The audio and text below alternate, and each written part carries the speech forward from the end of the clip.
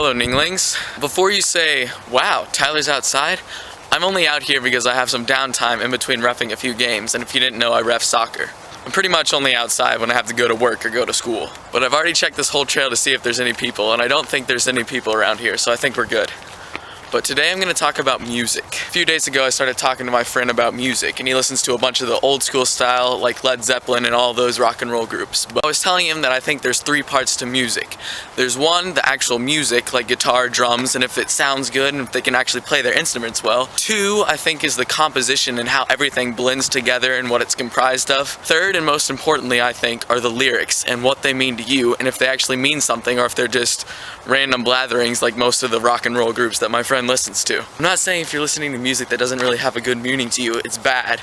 I'm just saying that if it doesn't have good words and it doesn't mean something to you, you're missing out on a huge element of what makes music so awesome. Last year I went to a Julia Nunes concert and it was amazing. Like being able to see her perform and all the words to her songs, you can definitely tell she meant it. And being able to feel that connection to her through music and through meaningful words was one of the best things I've ever done. Pretty much all music that's popular nowadays and all popular bands I only know of because I've heard of covers off of YouTube. I only really like listening to a few bands, but those bands that I do listen to I'm pretty dedicated to, and I have hundreds of songs like Switchfoot, Reliant K, or the Mountain Goats. I mean, I even listen to dubstep from time to time, and it's fun to listen to songs that are sort of meaningless and have a good beat to it, but if that's all you're listening to, you should probably explore more musically. If you even like listening to Taylor Swift, good on you.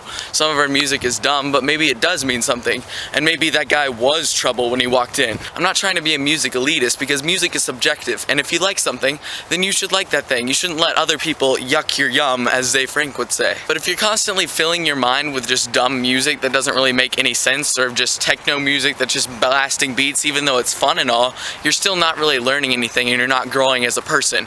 Because when I listen to music and I hear something that means something to me, it is one of the best feelings I could ever have. Personally, with my music, I probably won't be making much music or singing a lot because I tried to make a cover the other day and it was just bad. I couldn't hit any of the notes practically, and after a few hours I just sort of gave up. But after I gave up, I just tried writing a song and I started playing that, which doesn't really make any sense. So if you're listening to a bunch of crap, stop it. Go listen to some good stuff. Well, I have to go yell at some kids for an hour and get paid for it. See you guys later.